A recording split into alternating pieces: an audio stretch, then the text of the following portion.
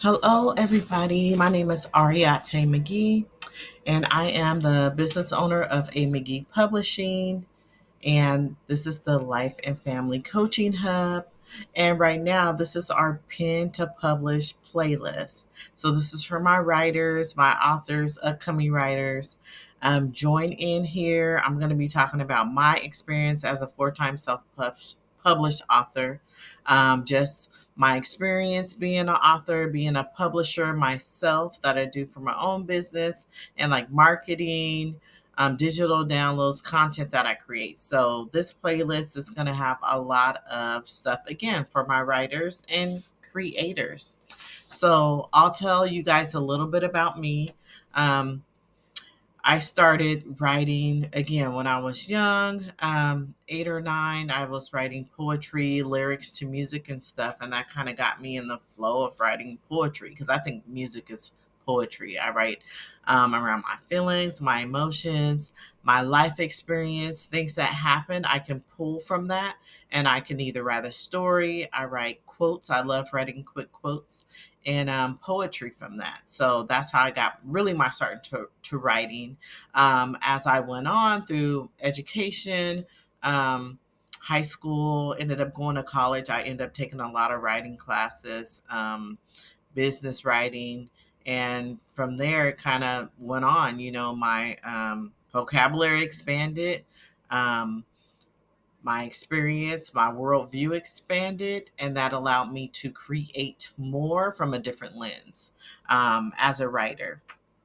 Um, when I started, when I started my publishing company, um, back in 2000, I don't know, 14, 15. That's kind of when I was getting it together. Really, I met a author actually at my undergrad bookstore, and I thought he was a teacher picking up books, but he was an author. So he had these stack of books, and we just started talking and stuff. And he kind of gave me the information, like right there, of how he started writing. He gave me a little pamphlet on self publishing and how to get my books out myself. Because my whole thing was like, you want to be this big writer and like Stephen King and all these guys. And once I did my research, and that's a lot of times what you have to do when you're writing. Once you take your time and do the research, and on the back end look at where you want to be, and owning your work and owning your writing and being able to create, and it's yours and no one can take that from you. That's the reason why I went the way with self-publishing. I went down that route. And not saying that I still can't put my work out under another publishing company. I can if I want to network and do it that way. But for me, I wanted to own the rights to all my stuff. So that's why I did self publishing. And again, go out there. There's tons of books. Go to the library. The library should be your best friend or on the website, but do a lot of research on what it looks like for you as the writer, what it looks like for you as an owner, as the author, right? So different hats for what it is, but do the research. Do the research. So again, that's when I kind of did my self-publishing thing, and I start putting my books together myself. My first book, Compositions Within My Mirror, which you will see, it's on my website. Um, it is a compilation of a lot of writings that I had, right? So again, like I told you, I've been writing, journaling, poetry, music, lyrics. So I kind of did again a compilation of all my, a lot of my works, and I put them together and I formatted and I structured, which took a while. And that's another video we'll jump on. It took a while, but I got it down and I created that book. Again, I went through the self publishing route. And to be your own publisher, I bought my own ISBNs, and I published my book under my publishing company. So that's how really it is. It may sound simple the way I'm talking about it, but I'll go deeper in some other videos on, you know, actually doing the steps and getting your publishing going. So I have 4 books, Compositions Within My Mirror. Then I came out with Torn Back Together. That is a short poetry book. I did my affirmations book, that's available. And my last book, Dating Me, The Wise, the Mature, and the Satisfied, which is a nonfiction book. So I kind of transitioned over for the first time and wrote that book. So yeah, I have four. Also did another book with a poetry group I was with back in when I was at a short stay in Memphis, Tennessee. I signed up with them and I did a book as well. So um, yeah, so a lot of writing. And then I also count, and I know a lot of people don't, but I also count my writings in college. I'm sorry, but I constantly write.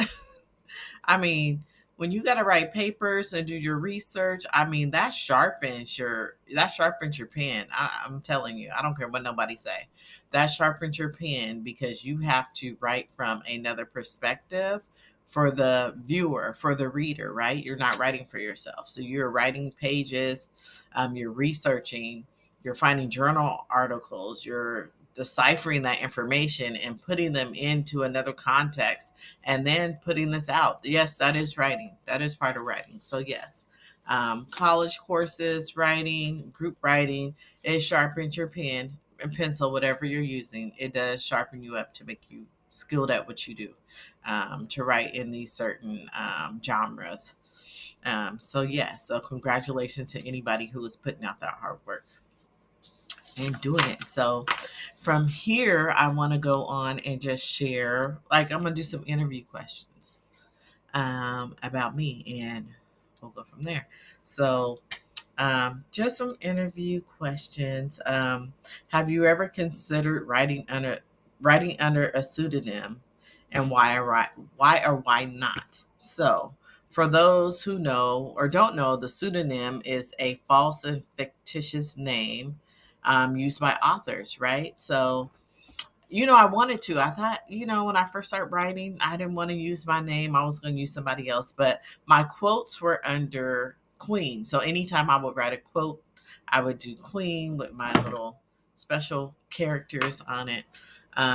So I did write under that. And when I did my publishing, I did put that under there. Um,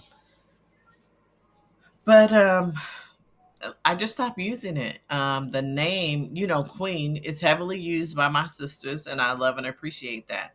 It's heavily used around. So I was like, as I was writing and you start looking at books and other stories, I was like, nah, I don't want to do that for me long term, right? I didn't want to do it long term.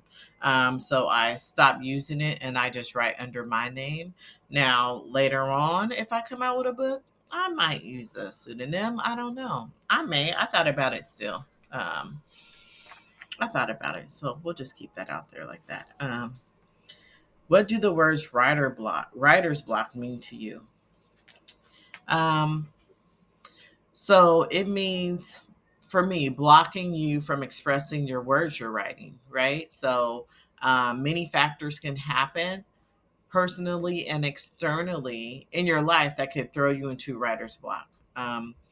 It can be hard for individuals to identify with it and to go through. So a lot of times, like my own personal experience, I had a very close person pass and I couldn't write. I could not write. It was hard. And I was in school. I could not write a sentence. I couldn't form a paragraph. Um, so I was blocked. And I believe, again, I had to take time and work through that. But it stopped a lot of my flow in my growth in writing. I just couldn't. It took a while, but I had a lot of support from my teachers and other educators who were supporting me and like, you could do this. They even helped me and extend my assignments. And I started to get it back together, but that does block, for me, it blocked off. It gave me that writer's block. It could just be work, right? Like a lot of us work jobs. I work a full-time job. So a lot of us work jobs. We have kids. We have family. We have parents. So a lot of stuff goes on that stops that creative juice and that creative flow. So it gives you that writer's block. And then sometimes I can just not be in the, it's really not a mood. I'm just not in that creative space to write. Like I haven't written in a long time since I wrote my book. I haven't written a quote. Usually I write quotes a lot. Like I'll jot those down because those will come. But now that I'm thinking about it, I haven't really written anything because I just been working in my professional role and doing a lot of training classes and professional development. So I just haven't written. But I did a couple of days ago. I did write this little quick little quote on my page, which was like shocking because it just came and I just typed it out on my Facebook page. And it was like, shout out to those with good hearts that I did. So I posted that. That's on my TikTok and my Instagram. And I'll do a reading on that on my other, on another video. But I did just write that out the blue. So again, it comes. And for me, it comes.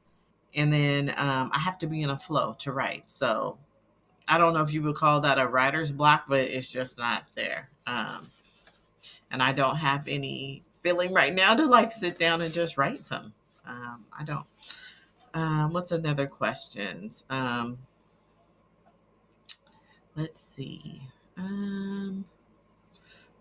What's the difference between a writer and an author? I've seen that a lot, even when I started. But like I said, I've been writing since I was a young woman, a young girl writing.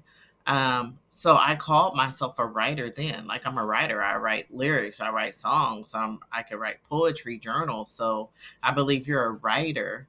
I think when you come to be the author, again, I think that for me, it's when you start publishing your work, right? When you start publishing your work, when you start getting it out there um, on a larger scale, and that's for me, you're the author. Not saying you're not the author of your works, because as soon as you write it, yes, you author, you did that. You're author of your works. But for me, I didn't start calling myself an author till I start publishing my books and getting it out there. And again, that was a lot of my poetry and stuff. Um, let's see. What is the most difficult part of your writing process? I think in writing, when you have a deadline, so I kind of, when I do write, I kind of set a time that I want my book to be published. So if I have a deadline and I get stuck, that is frustrating to me because I'm like, oh my gosh, I have to get this done. Or I'm working with my editor and they want something back and I have to revise it. Because again, like I said, I write in a flow. So sometimes when things need to be updated or edited and I don't, like I said, I don't, it doesn't come, then it brings a little bit of frustration, but I'll jump on it and get it done. Because again, this is planned out to be done. Um, and another part that's difficult, the writing process, is not having anything to write about. Again, like I said, I haven't written in a while, so I just don't have anything to write about. Working, I'm a parent, life is happening, so I just don't have nothing to write about. Not saying that I don't have writings like on my hard drive. I have tons of writings and things, but for me, I'm very intentional about my writing and what I want to share and what I want to put out. So I will not just put out anything just because I have it on my hard drive. I'm not like that. I'm very intentional about what I do. Um, let's see. What advice would I give to a writer working on their first book? Um, I say enjoy writing your first book because it won't be your last. It should not be your last book. You should not be like, oh, I'm going to write this and be done. You should be in the thought process of, I'm going to write this and I'm going to write a sequel, or I'm going to jump and write this other book and write this other book and this other book. That's where you should be at because, again, writing can be very therapeutic for people. It's a very creative process. It's relaxing for some. And sometimes it can be a way for people to vent and get things off, or again, share their expertise or experience. So, if this is your very first book, keep writing because it needs to be out there. Um, write with passion and be committed and see your work all the way through. A lot of times we write and stop, but again, if you got a plan to have this published at a certain date or you want to out at a certain date, stick to it. Write it down. Put a post-it note on your computer. Get a whiteboard. Write it down. Put it in your phone as a note. This way you're intentional and you see that date and it's visually there for you. Like, get it out, keep writing, and see it all the way to the end. Um, what are the most important elements of good writing? And that's a good question. I say consistency, having space to write, your own thoughts, and being committed and passionate about what you're writing about, right? Um, and that's for me. That's what I do. Let's see. Um, Now, I haven't done, and I have a book with characters and plots and stuff like that. I've been writing for a while. I have a book, so I'm gonna have to dive in when I do my little crime thriller book later on. But it is there, and that's something I write about, and I'll talk about the development of that and how the plot points and characters come. But not right now. Oh, here's a good one. How do you deal with a negative book review, right? So I have one on my website. Um, and again, when I first read it, I was like, really? Right? So I first read it, I was like, really? Because it said nothing about the book. It just spoke about what they seen or something, but it was nothing about the book. Like, they didn't actually read it or no, so I'm expecting, I guess when people do book reviews, I'm expecting that they would read the book, talk about certain things in it that would give them a hint of who the author is, or do your research. Because again, we write our bios or we got our websites everywhere. So I'm assuming that you're doing, again, your research on the back end and reading about the person, reading the book, giving some more context and some more detail as to what it is. Again, that's their review. I'm not going to spend my time worried about a book review. The people who love my books and buy my books, I love you. Thank you so much. And the people who don't, you don't. I'm not writing for you. Don't buy, move on, and that's it. It's not for you. But we do love book reviews, positive book reviews. You know, but it is what it is. It's nothing I can do. But if you do, for people who do, please read people's books, read up on the author, read about their characters, their message, their overall message about the book, and then leave your review. I'll say that. Um, let's see. I already talked about how long I've been writing. Let's talk about how do you use social media as an author? Oh, geez.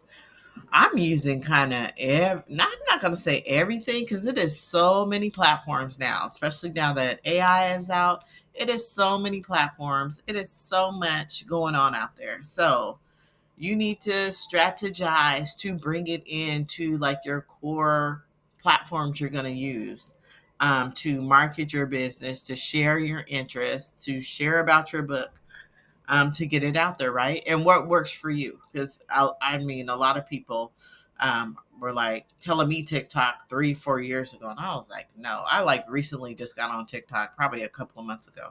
Um, but find your space. So I'm on Facebook. If people are on there, I have a McGhee Publishing. That's my business page. Author Areatae McGhee. I have my other page. So mainly I use Facebook. And I have little groups, right? Get in those groups. That's a good way when you're doing your social media to share your book links, share your book cover so people can see you. Because if you're not marketing or showcasing your work, nobody knows you're there.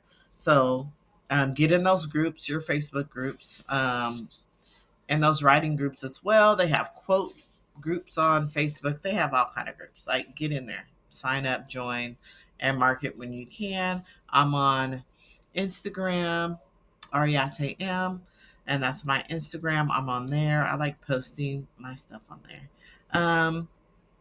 What else? I have another Instagram page, Inspired to Be You, DS, and that's for my products, which I need to be posted on there because I do print on demand. Um, that I'm on. Like I said, TikTok just recently joined there. So I like, you know what? I'm kind of liking TikTok. Again, for me, it's the learning curve of learning a new platform. What do you have to do? Where's the inbox? That's my thing. I always have to call my sis because I'm like, sis, where is the inbox? How do you even send? Where do you post? It's for me. It's that learning curve is hard, but I'll sit there. I'll figure it out. It'll take me a minute, but I think I kind of got it, and I'm, you know, going with the flow. So TikTok. That I was on Twitter years ago. I had my Twitter page. Um, where else? And I have my own website, right? Can we call that social media? I try to work hard and do my blogs and stuff. So, and then sharing that within the group. So they have groups for blogging. So I'm creating my blog posts and I can post those in the group.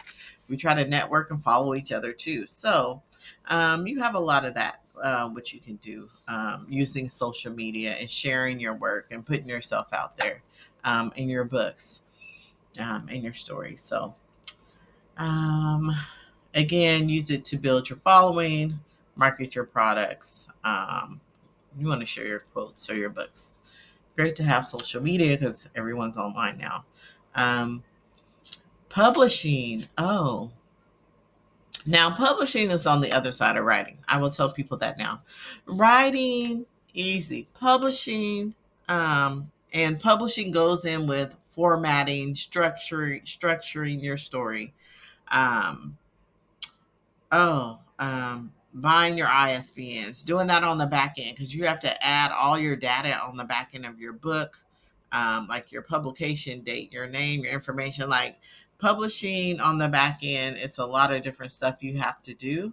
So, and and then the copyright part too, right? So that's part of, for me, I loop that all into publishing. That's all part of your publishing. You have to do all that. So again, writing, I could write if I'm in the flow of writing. I could write easily in a couple of weeks. I could write in a week if I really wanted to.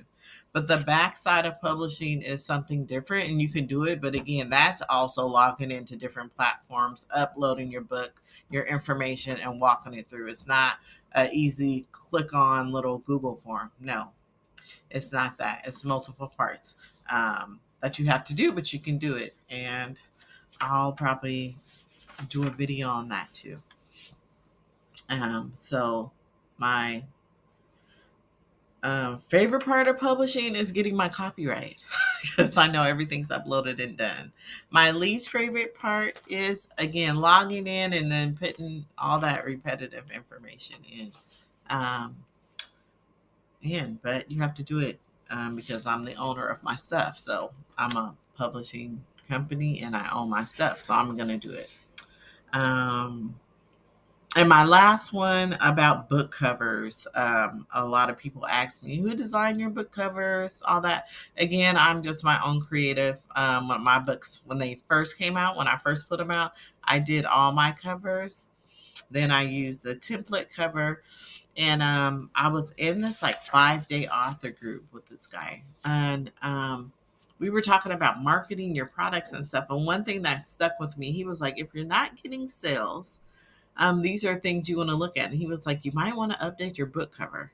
And I was like, oh, that's a good idea because I hadn't in a while. So that's what I did. And it came out real good. And I go on Fiverr. So I have a Fiverr account. There's some good people on there. You got to do your due diligence, ask questions, like your outcomes, what you're going to get. But I found this one lady who did two of my good book covers, which were amazing. Um, and I loved it. It was great. So, something simple as that, updating your book covers, like say if you create them yourself, again, there's a lot of things you can do. Now we have like Chat GPT and Midjourney, who I use as well. Those are tools that I use that can make your own book covers. I've done them in Canva. Now, if you haven't had Canva as a tool, that is a very good tool. I've been using it since my undergrad, so for years. But I love Canva. You can create book covers off of that. Yeah, you can do a lot and do your own book covers. And then if you don't want to, there are a lot of people who sell templates. to do your book covers. Um, they're already made. You just update, give them the information, put your stuff on it, and you're good to go. So, and those are neat. And I did that one with my book, Dating Me, the Wise, the Mature, the Satisfied. But I used my own image. I was going to use theirs. It didn't come out how I was liking it, so I just put my own face on it. So if you see a book with my face on it, it's really me. Um, so yeah, so designing book covers. The pre-mades are awesome. I've seen some awesome pre-made book covers, which I love. They do great. Or if you're a creator and you like to create your own content, do it yourself. Like, do it yourself. You're amazing at what you do. Trust and believe in yourself and do it yourself, and you can put it together. And I think that is all I have to share today. So I do want to thank anyone who has stopped by and watched my video. If you learned anything from my video, any of the questions that I was asking and responding to, if you want to ask me that in the comments, I'll be happy to respond. If you want to share your experience on writing, please do. I know it's hard to kind of reach out to different writers because we're kind of all over the place. Or like we said, we're in these different groups. So I do want to make this space for us new writers or current writers who experienced writers, probably longer than me. Come in, drop your information. Would love to share. Would love for you guys to subscribe to my channel.